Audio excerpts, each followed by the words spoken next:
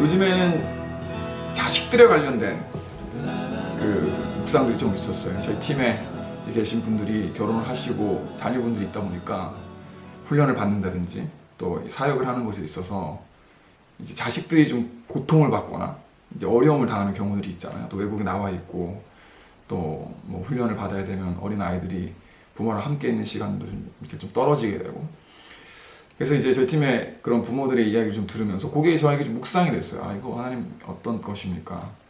그 묵상을 하다가 최근에 그 이삭과 아브라함에 대한 이야기를 조금 생각하게 됐어요. 근데 이제 뭐 여러분들도 성경을 보면 아시겠지만 성경은 모든 걸 설명해 주는 책이 아닙니다. 성경은 굉장히 자주 우리에게 여백을 남겨줘요. 그리고 그 여백은 우리 각 사람의 묵상을 통해서 채울 수 있는 어떤 그런 공간이죠. 아브라함이 이삭을 모리아산에 이제 갖다 바칩니다. 하나님께 이렇게 드리려고 하죠. 손을 들어서 이제 칼로 내려치려는 그 순간에 하나님이 아브라함에게 스탑이라고 말씀하시죠. 아브라함이 실제로 아들을 죽이려고 한 거예요. 그리고 이제 아브라함은 하나님께 온갖 칭찬을 다 들어. 내가 이제 알겠다. 네가 나를 두려워하는 걸 알겠다. 온갖 칭찬을 다 들어요. 그러고 나서 성경은 끝나버립니다. 그 모리아산의 이야기는 그렇게 끝나요. 근데 실제로 그 일 뒤에 아브라함과 이삭의 관계는 어땠을까? 그 일을 겪으면서 이삭은 상처받지 않았을까? 자기 친아버지가 자기를 죽이려고 했다는 그 사실에 이삭은 상처받지 않았을까? 이런 고민이 저에게 좀 생겼습니다. 그래서 저는 확신할 수 있었어요. 이삭이 상처받았다는 사실을. 자기 칼을 들어서 자기를 죽이려고 했던 그 아버지 때문에, 그 아브라함 아버지죠. 이삭이 충분히 상처받았을 수 있을 것이라는 생각이 들었습니다. 제가 그 결론에 도달하게 된 이유는 아브라함이 이삭을 모리아산에 바친 그 모습은 아주 정확하게 그리스도께서 십자가에서 죽으시는 모습과 똑같기 때문이에요. 그 이삭의 죽음은, 이삭의 하나님께 드렸던 그 장면은 예수님이 십자가에서 죽으시는 그것의 모형이잖아요. 근데 예수님이 십자가에서 죽으셨을 때 사실 누가 예수님을 죽인 것입니까? 그거는 사실 로마 병정이 아니죠. 빌라도도 아니고 제사장도 아니었습니다. 실제로 예수님 십자가에 못 박으신 것은 하나님 그분 아버지 당신이셨죠.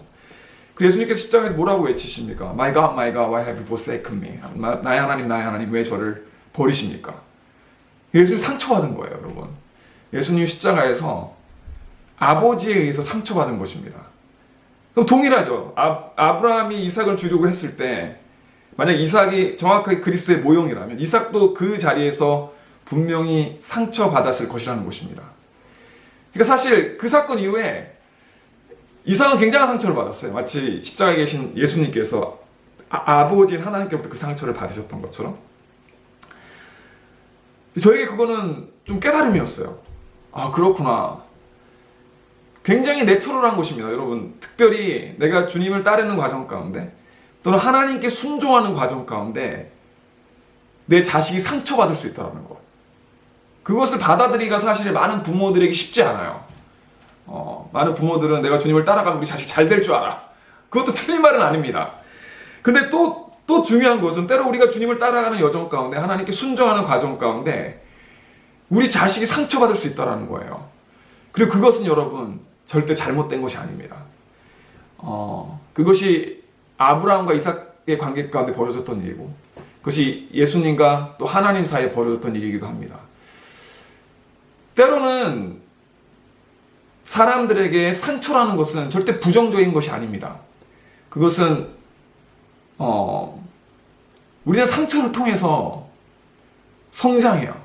내가 상처받는 것을 통해서 누군가를 이해하는 것을 배우게 되고 누군가를 용서하는 것을 배우게 됩니다. 상처라는 것은 사실 나를 성장시켜주는 장애물이죠. 어떤 장애물도 없이 인간은 성장할 수 없는 것처럼 그 상처를 받고 또 회복하는 과정이 마치 우리가 육체적인 근육을 키울 때도 근육이 찢어지고 회복되는 것을 통해서 점점 커지는 것처럼 그것이 우리를 영적으로 성장시켜주고 자라게 해주는 것입니다. 그래서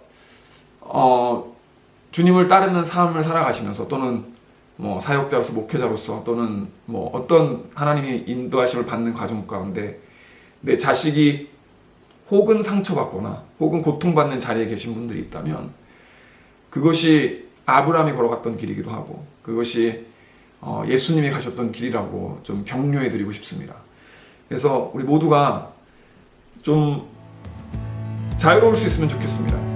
자식의 굴레, 물론 자식이 하나님께서 우리에게 보내주신 선물이기도 하고 그것에 대해서 우리가 최선을 다하는 것은 중요하겠지만 때로 우리가 주님을 위해 선택하는 그 선택 가운데 우리가 예상하지 못했던 그런 어떤 데미지들이 있을 수 있다는 것도 충분히 성경을 통해서 증명되어질 수 있는 부분이라는 것을 말씀드리고 싶습니다.